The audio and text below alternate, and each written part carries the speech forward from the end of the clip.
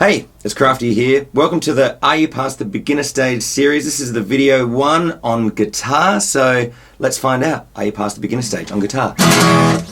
So, are you a beginner on guitar? Well, there's a really quick way to be able to tell. Go through my video series that is already up on YouTube. It's the Crafty Beginner's Guide to Playing Guitar in 10 Easy Steps. And if you get through all of those video tips with ease, well then you know you're beyond the beginner stage. If you don't want to go through watching every single video, well then you could download the eBook, which has a quiz right at the end. And if you pass all of that straight away, you know you'd be on the beginner stage. But either way, I think that fundamentals are really important. If you're going to be looking at some semi-complicated things on your instrument and think that, this beginner stuff's kind of boring, well, the fundamentals are what make who you are. So what I'm going to do is I'm going to go through the checklist. So, first thing on the checklist is, do you own your own instrument? I own several, and I felt that it wasn't until that I owned at least a couple of guitars that I felt like I got past the beginner stage. Mainly because the first guitar that I got was an acoustic guitar. It was a nylon string 3/4 size because it was kind of little. It wasn't until I got an electric that I felt like I became a more well-rounded musician. Also, another thing on this is, do you have your own carry case?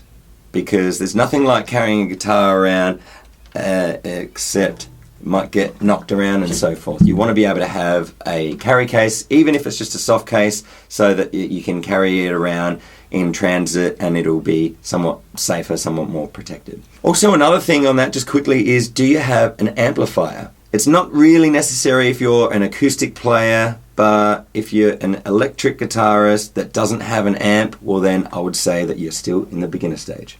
Okay, so the next thing on this list is, do you have a general amount of care for your instrument?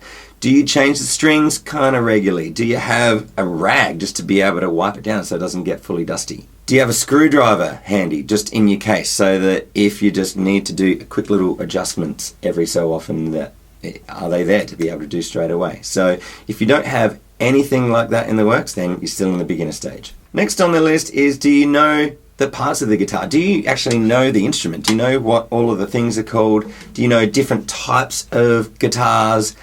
Do you know what the open strings are called? If you haven't seen those videos on the subject, then check out the Crafty's Beginner Guide to Playing Guitar in 10 Easy Steps. Also, with the different types of guitars, do you feel comfortable in playing, say, an electric guitar and an acoustic guitar, a smaller guitar or a bigger guitar? If you feel like that you're only really comfortable on one, well then I would say you're still in the beginner stage, and if you can, however you can, even if it's just going into a music store and playing some of the other types of guitars that you're not used to, it will just help well round you that little bit further and then help you get out of that beginner stage. Okay, next on the list is, do you know a bunch of different famous guitarists? Maybe you know how to play a bunch of things on the guitar, but you don't actually really know any of the pioneers, the people that make us want to play guitar. And this might seem like a little bit of a weird one to have on the list, right? But you'd be surprised. There's people out there that they can play the guitar, and I'll say something about Hendrix, or I'll say something about Eric Clapton, or I'll say something about John Mayer. I could have named anyone there, right? But they will look at me really blankly and just go, who? So I find that really interesting. Look into some history on some guitarists, or even if you've just got a favourite band but you don't know who is the guitarist, well then just do a little bit of Wikipediaing and find out who is the names of these players that you like listening to. So if you don't really know too many famous guitarists, you're still in the beginner stage. Okay, next on the list is a couple of different things in one, and it all comes under the subject of tuning. Can you tell if a guitar's out of tune? If you can you tune a guitar? This can be with the aid of a little clip-on tuner, can be in the aid of an app, can also be in the aid of a thing called RoboWinder, which is my newest fantastic find, that it just tunes the guitar automatically. I love this thing. You should get one. And just a little extra thing on guitar tuning is, do you know how often you need to tune? Some people think, yeah, it was tuned in the music store when I got it, so should be fine. Actually, I don't think everybody thinks that. But there's definitely, I've got some guitar students, and some of them think, Well, I tuned it yesterday, so it should be in tune. But there's a whole lot of wrong with that. Every single day, you need to tune your guitar. You need to check if it's in tune. Every time that you pick it up, quickly check if it's in tune first, because if you play a chord like that and the string is slightly out of tune,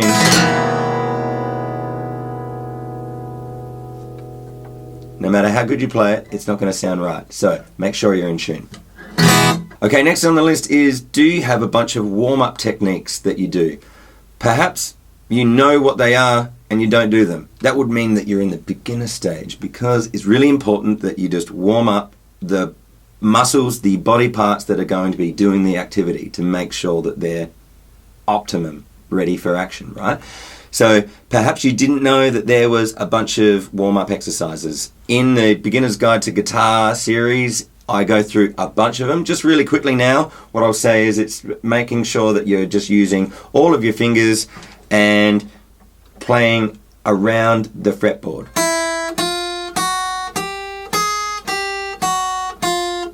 And I'll go through doing every string with that, and then what I might do is I might transfer that same exercise up the fretboard. Let's go the 7th fret.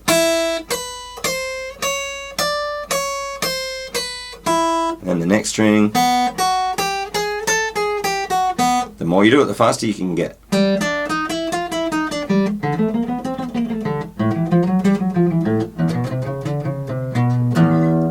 If you don't do any warm-up techniques, then I'm sorry, you're still in the beginner stage. But that's okay. You can just quickly incorporate some and then get to the next level. Okay, next on the list is, do you know a bunch of open chords? Say E minor, G, C, D. Can you change between them fast enough? Also, do you know the difference between major and minor? So you've got, that's an E minor, and minor is a sad type of sound, and then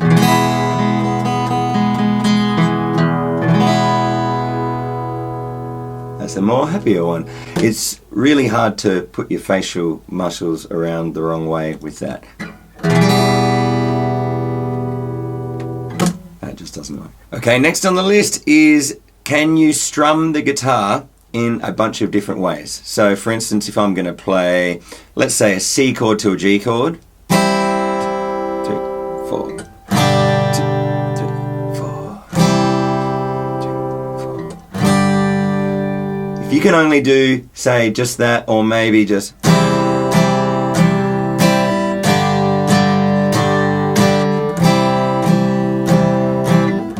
not very many variations that you have, well then you'd still be in the beginner stage. So try some different strumming techniques.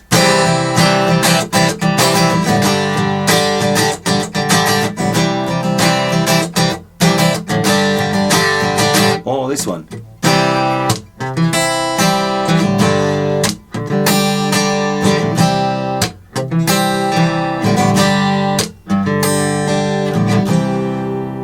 So that's me kind of showing off a little bit. I'm sorry, not sorry. What that was, I was strumming and then doing a little bit of individual string picking with my guitar pick. That brings me to the next thing is, can you finger pick?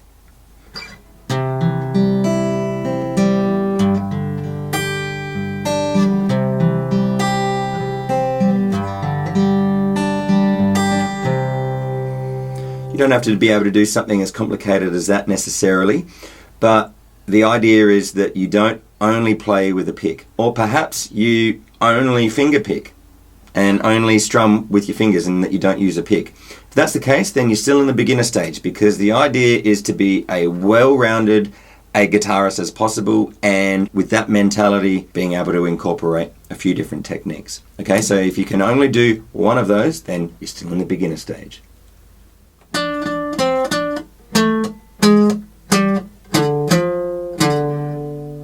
Next on the list is being able to read guitar tabs. So as you can see here, I've got the 12th fret twice on the D string, okay, and then it goes from the 10th fret back to the 12th fret. So I'll play all of the D string. Then on the A string, That was 12, 11, 10, and then on the low E string we've got, that was 10, 13, 10. So if you can't read tab, then you're probably still in the beginner stage, even if you can do a bunch of other complicated things. It's because being able to read guitar tab is just really essential for being able to quickly pick up where is the string and the fret that you need to play, and basically play it straight away if you know what the rhythm is. Okay, so this is a great segue to go into the next item on the checklist, which is playing guitar riffs. Can you play guitar riffs?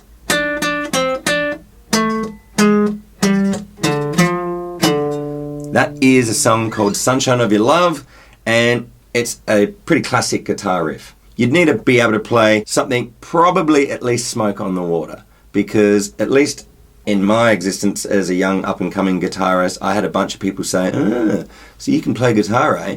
But can you play Smoke on the Water? So if you can't play Smoke on the Water or a small collection of other guitar riffs, then you're still in the beginner stage. So get learning some riffs. Okay, I wasn't sure about next on the list, but I'm putting it in there anyway because I believe it's very important. It is, can you count in? And can you count along with the song? So for instance, 1, 2, 3, 4, 1, 2, 3, 4. Those two chords I was playing before, C to G, they were the beats within the bar, okay? And so if you aren't sure that there is 4 beats to a bar that you're playing, then you're in the beginner stage. You might be able to play some cool stuff, but it's so important that you understand how many beats are within a bar, okay? So a musical bar is something that's just got the certain number of beats within it. The amount of numbers that I was just counting before was 4, okay? And so in order to count yourself in first is you've got to count those same numbers, but it's also got to be at exactly the same speed of which you're going to be playing straight afterwards. So here's an example. 1, 2, 3, 4.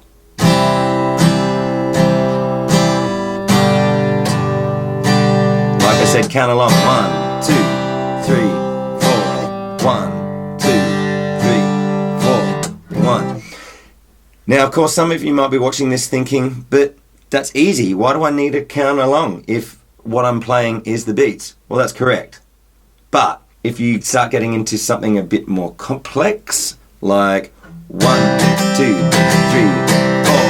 1, 2, 3, 4, 1, 2, 3, 4. You need to be able to do that because that is keeping in time, which goes along to the next part, which is, can you play with other human beings? If you can only play by yourself, then sadly, you are still in the beginner stage. You need to be able to play with other human beings, and being able to know what beat you're up to and what bar you're up to is really important, because just playing by yourself, it's really easy. It's so easy to just accidentally add on extra beats or accidentally skip over extra beats. Or sometimes you could even skip a whole bar. And if you do any of those things, you're still in the beginner stage.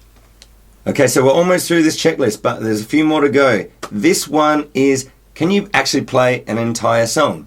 Even if it's just got 2 or 3 chords, for instance, but can you actually make it from the start to the end? I used this example in the Beginner's Guide to Guitar video series. Was a song by the band America. It's called A Horse With No Name. It's just E minor to D.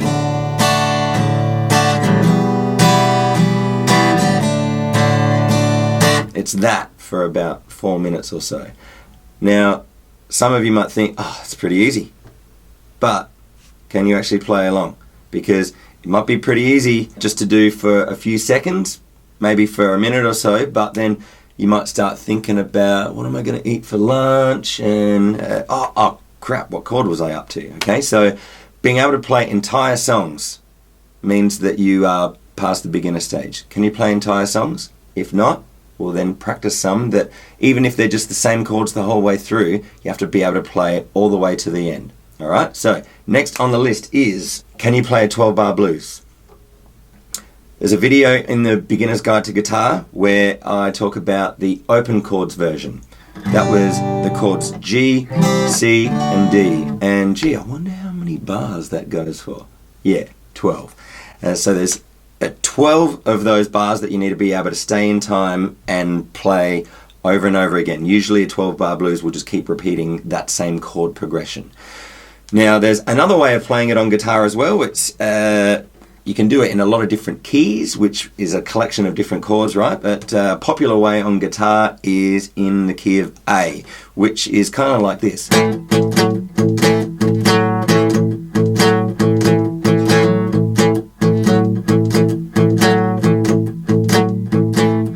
then you go to D, back to A, E. Sometimes people go to D at this point, but I'm just going to stay on E and then finish on A. And then you just do that again and again and again and again. Okay, last on this checklist. How are you going so far? It's, do you own one of these? Can you use one? Do you know what it's called? This is a capo, which basically it's something that is just put on the fretboard. It can be put anywhere, and what it does is it just makes the sound of all of the chords that you know and all of the notes that you might be playing. It just makes them sound higher. Okay, so if I was going to play without the capo and play the C to the G that I did earlier,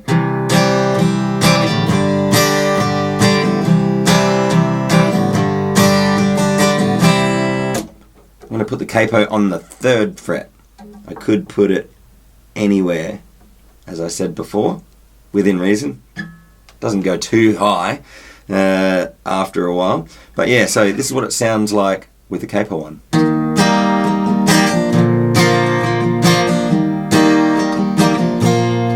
Pretty different, hey? So if you don't own one, get one. They're not too much money, and it just, yeah, gives you a bit of a different sound to be able to play with.